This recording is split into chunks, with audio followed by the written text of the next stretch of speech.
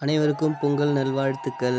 இந்த வருஷம் எங்க வீட்டோடைய மாட்டு பொங்கல கொண்டாட ஆரம்பிச்சுட்டோம். என்ன பண்ணோம்னா, காலையிலேயே மாடுலாம் எடுத்துன்னு போயிட்டு குளத்துல கழுவிட்டு, அப்படியே ஆடுகளையும் எடுத்துன்னு போய் கழுவ ஆரம்பிச்சுட்டோம்.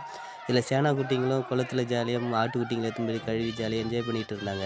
எப்பயுமே எங்க வீட்டு ஆடு, மாடுகள்லாம் எங்க வீட்ல ஒருத்தரா தான் மதிப்போம்.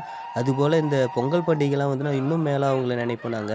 அது மட்டும் இல்லாம பெயிண்ட்லாம் வாங்கிட்டு வந்து மாட்டுடைய கொம்புகளுக்கு அடிக்க ஆரம்பிச்சுட்டேன். நான் சின்ன வயசா இருக்கும்போதே இதெல்லாம் எங்க அப்பா எனக்கு சொல்லிக் குடுத்துருந்தாரு. சின்ன வயசுலேருந்தே இத நான் ஃபாலோ பண்ணிட்டு தான் வரேன். இந்த விஷயங்கள அப்படியே என்னுடைய பசங்களுக்கு நான் சொல்லிக் குடுத்து வளர்க்க ஆரம்பிச்சுட்டேன்.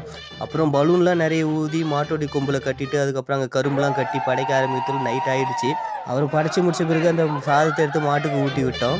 இது எல்லாமே ஒரு ஒரு வருஷமும் நாங்க செய்வோம். ஆனா ஒரு ஒரு வருஷமும் அது நாங்க புதுசா செய்ற மாரியே சந்தோஷமா பண்ணுவோம். திரும்ப அடுத்த வருஷம் மாட்டுப் பொங்கலுக்காக நாங்க காத்திருக்கோம். அனைவருக்கும் மாட்டுப் பொங்கல் வாழ்த்துக்கள்.